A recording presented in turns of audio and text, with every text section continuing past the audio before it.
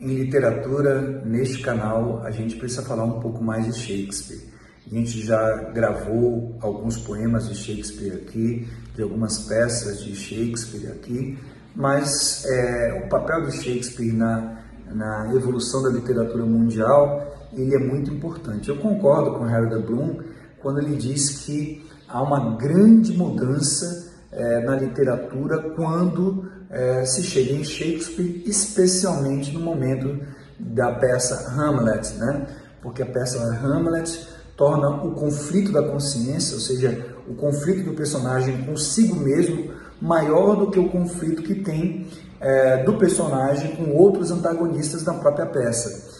E é difícil não concordar com essa opinião do Harold Bloom, que diz que o humano foi inventado com Shakespeare, porque antes dele, né, os personagens, as personalidades se revelavam para os outros personagens, ou para a audiência, ou para o leitor, né, a partir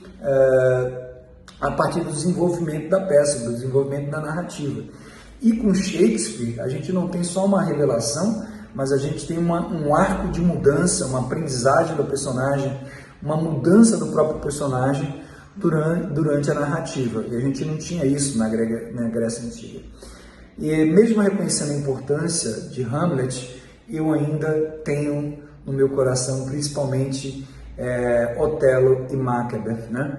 Macbeth porque, do ponto de vista dos versos, né, o ato 5, a cena 2, os versos que eu mais gosto de Shakespeare, né? Que é aquele Tomorrow, Tomorrow and Tomorrow, também conhecido por outros nomes em outros lugares, por exemplo, como Sound and Fury, né? Que já deu nome a um dos 5 filmes que eu vi sobre Macbeth, mas a cena que mais me cativa é a cena de Otelo, que é a cena onde ele reconhece que matou por engano Desdemona, que ela não merecia aquele destino, né? Ela que havia sido tão correta com ele. Ele percebe o quanto Iago o enganou nessa peça e ele pede um punho na altura do ventre para descrevê-lo como ele é, né? Nem mais nem menos do que ele era, né? Descreva como ser humano, e ele começa sucintamente sintetizar a vida dele, né? Então é um personagem muito rico.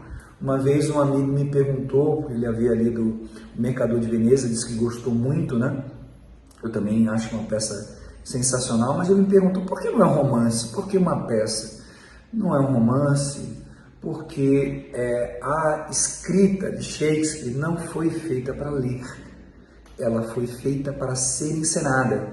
Então os personagens decoravam aquela história, aquela narrativa, ela é feita para funcionar em palco.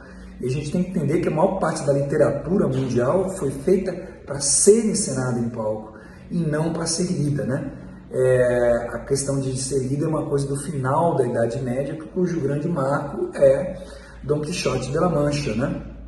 Escrito por Miguel de Cervantes. E a partir daí você tem uma literatura que é feita para ler, embora numa sociedade que havia muitos analfabetos, né? Um leitor lia para uma plateia, para uma audiência, numa sala, debaixo de uma árvore, né? Em algum recinto, porque a maior parte deles não sabia ler, né?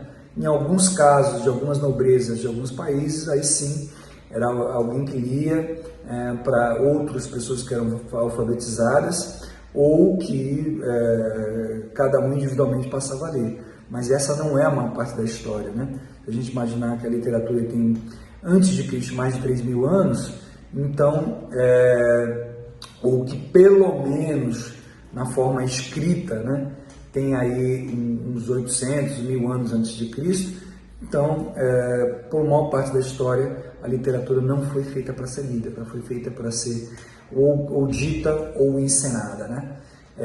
A literatura para a palavra falada, e é esse tipo de poesia que está me interessando, que está na raiz da própria literatura.